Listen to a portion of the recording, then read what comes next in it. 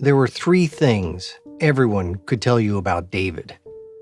The first one, the one everyone noticed immediately, was that he was handsome, like Hollywood handsome. He had a roguish charm, too, a disarming smile that lit up his face and made everything all right. Men, women, it didn't matter. Everyone liked David. He was impossible to stay mad at. The second thing was that he was obsessed with his watch. He couldn't go 10 minutes without checking the time. To his credit, it was a nice watch. I don't know anything about watches, but I could tell that it was sleek and well made. Judging by the reactions of folks who did know and care about watches, though, I got the feeling that it was more than just something you picked up at a mall. David wasn't ever ostentatious about his watch. He wasn't wearing it to show off. He just looked at it a lot.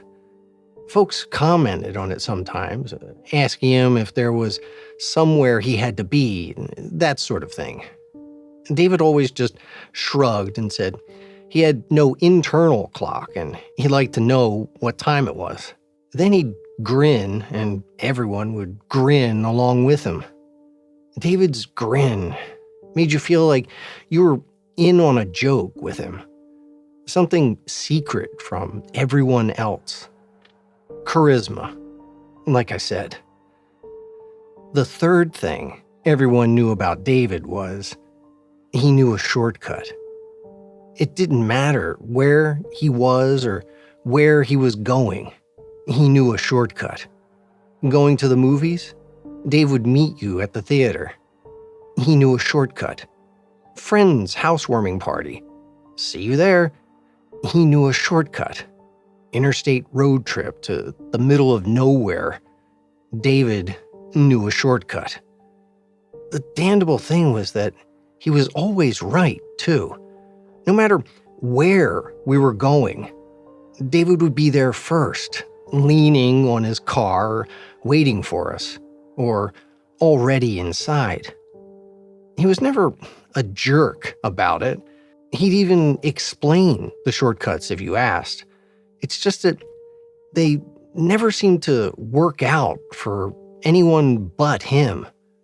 Sure, they'd shave off a minute or so if you were lucky, if you caught the traffic lights right and didn't get stuck at a left turn. But for David, they worked every single time. David, of course, just shrugged it off. Just lucky, I guess, he'd say and grin. That grin should have been classified as a superpower. He could get away with anything with that. No one was ever allowed along with David on his shortcuts. He had a million excuses. He was low on gas. He couldn't afford the extra weight. He'd spilled something rancid on the passenger seats. His AC was out. The radio was stuck on talk radio at maximum volume. Local vandals had superglued his doors shut, and he'd only gotten the driver's door open so far. Most of these excuses weren't particularly believable, but we all just figured that David liked to drive alone. It was a little idiosyncratic, but he was a good guy, and no one cared that much most of the time. Sometimes it grated a bit. He wouldn't ever give anyone a ride to parties, saying that he'd like to leave on his own schedule. He'd never pick anyone up from the airport. One time, my car wouldn't start when I had a job interview. I called him and begged for a ride or even just to borrow his car, but he refused. Said 2 tires had been slashed and he'd had to get them replaced, but I knew it was just the same old refusal. I called a cab, showed up late, and didn't get the job. Next time I saw David, I was ready to chew him out, but I noticed that he had 2 new tires on his car. Scoping out my new Bridgestones, David asked with a smile, as if knowing he'd caught me checking on his excuse. And I grinned along because I'd been caught, as if I'd done something wrong. Overall, though, David was a great guy, one of those friends that you can just always talk to. He was equally there for casual bar chatter or serious life conversations, and he always knew when to crack jokes, when to offer advice, and when to just listen. And so when I got a call that my mother had been in an accident and was on her way to the hospital, it was David I called. David, please, you gotta come and get me. I begged him when he answered the phone. I've got to get to the hospital. Please, it's my mother. Whoa, what happened? Car accident. She was in town visiting. She borrowed my car. Please, David, I don't think she's gonna make it. I know you can get me there in time. You always know a shortcut. David, please. I was babbling. I didn't care. I had to get there. The policeman on the phone had said that the paramedics were doing everything they could for her, which did not sound positive at all. Listen, David, you've got to. Listen. David's voice cracked out of the phone like a whip, shocking me into silence. I'm on my way to you. You need to answer me this. Is this the most important thing in your life? David, it's my mother. Don't lifetime me here. This isn't about your mother. It's about you. After she dies, she won't know whether you were there or not. Is it that important to you that you be there? Is this the most important thing in your life? Answer me truthfully. You can't take this back. I paused, choking back the instinct to just blurt out another affirmative without thinking. Yes, it is. I'm outside. I tore open the door, and he was there. Impossible though it was. I didn't ask any questions. I just jumped into the passenger seat of his car and gave him the name of the hospital. David backed out of the driveway and sped off down the street. Thank you, David, so much. I can't ever shut up, David said, his eyes locked on the road. There are things I need to tell you, and we're not going to have a lot of time. I need you to listen like your life depends on it, because it does. He took a left into another neighborhood and then a right down a residential street. A cul-de-sac loomed ahead of us. The garage of one of the houses was open, its interior dark. David gave the car more gas. Keep your eyes straight ahead, David said. Do not look at me. You're about to see a lot of terrible things. Looking at me will be worse. He accelerated the car, scraping briefly as it bumped over the lip into the driveway. We flew into the garage, its shadow swallowing us. I slammed my eyes shut as I braced for impact, scrambling frantically for any support I could find. The crash never came. I eased my eyes open to find that we were speeding down a road of unmarked asphalt. The sky around us was gray and uninviting, the world wrapped in a dismal fog that obscured vision after a few dozen feet. Where? I began, turning to look at David. Eyes ahead, David snarled. His voice seemed to come from all around me, and I could feel warm breath lapping over my shoulders as he talked. I flinched and snapped my face back towards the windshield. "You will get there in time," he said. His words wrapped around me as if I were hearing them from inside his mouth. "And the price you will pay is that you will never truly leave here." Outside, ragged figures lined the road, twisted humanoid shapes with too many eyes and not enough bones. We sped past them, but more and more were clustering as we drove. They began to spill onto the road, forcing David to swerve to avoid the touch of their outstretched hands, to dodge collisions with their lumpen bodies. "Who are they?" I asked. "You need a watch. You need to buy a watch," David said, ignoring me. "A mechanical watch. Not something dependent on electricity and the internet. Something that cannot fail while even the most basic rules of physics hold true. Hone your internal clock. Keep your watch precisely wound. When it begins to slip, it's time to leave. You can stay ahead of them if you never relax." The road arced away from the ground at an impossible angle. It twisted upward, but it also somehow turned inside out as it went, or possibly reversed. I can't explain it. It hurt my eyes to look at it.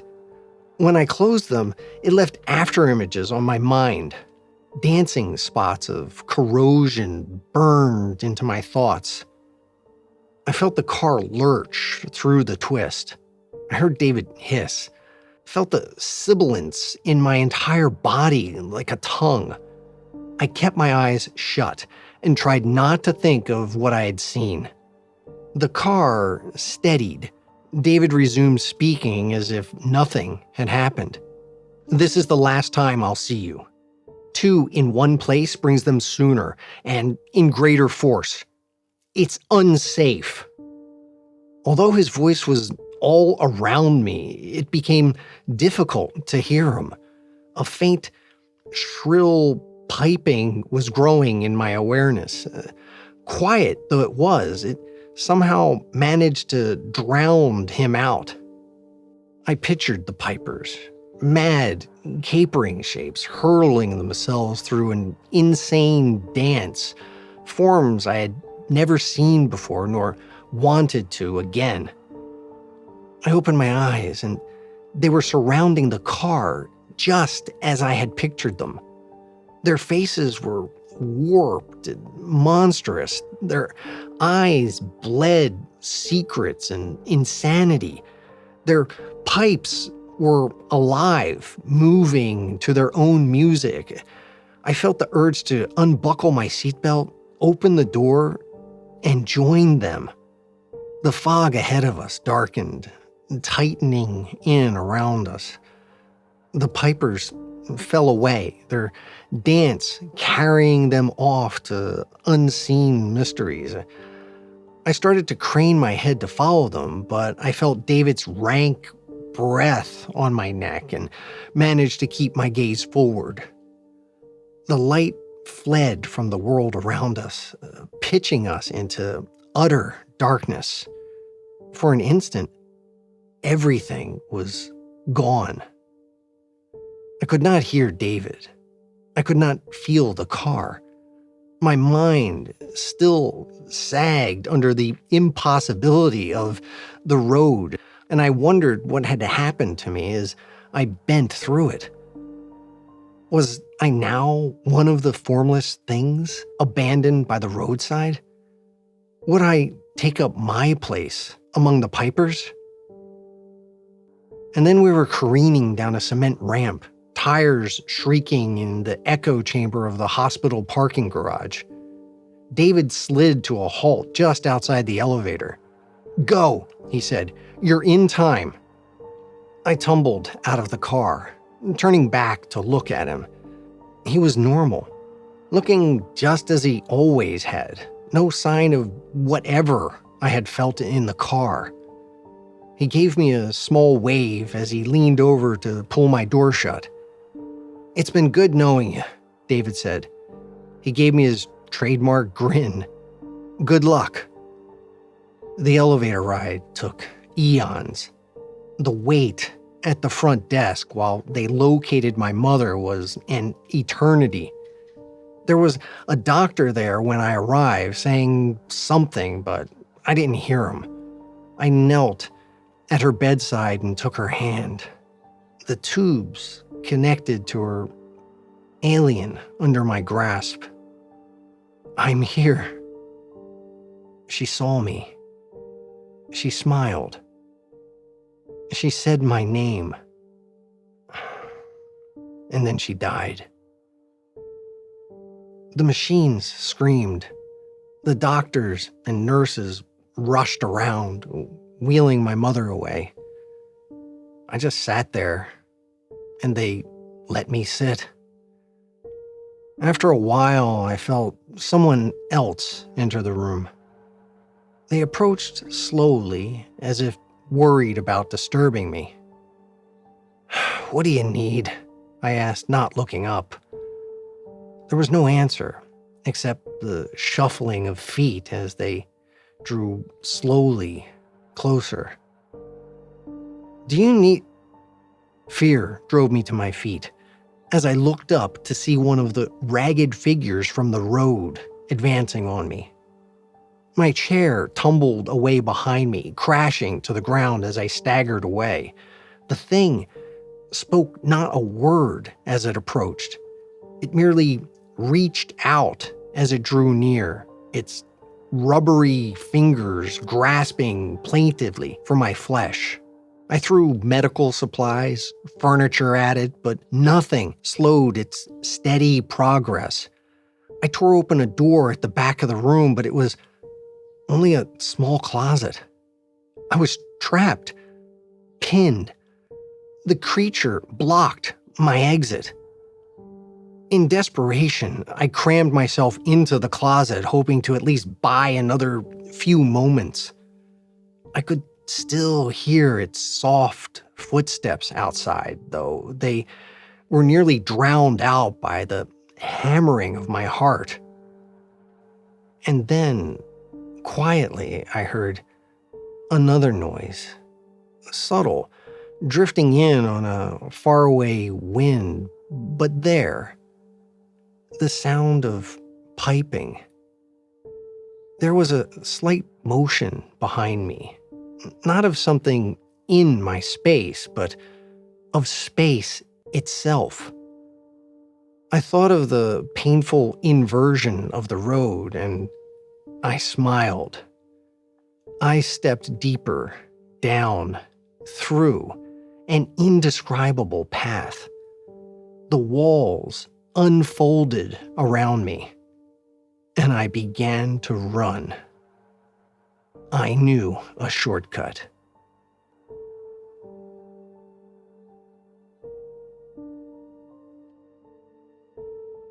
Hello everyone, and thanks for listening. I hope you enjoyed the story. If you did, please leave a like and let others know where to find us. There's also a link to other works by the author in the description if you'd like to check them out. If you have any story suggestions, please leave them in the comments below or send us an email in the description. If you don't know what to comment, write, "There's no word for the word I want to say." And I hope to see you in the next one.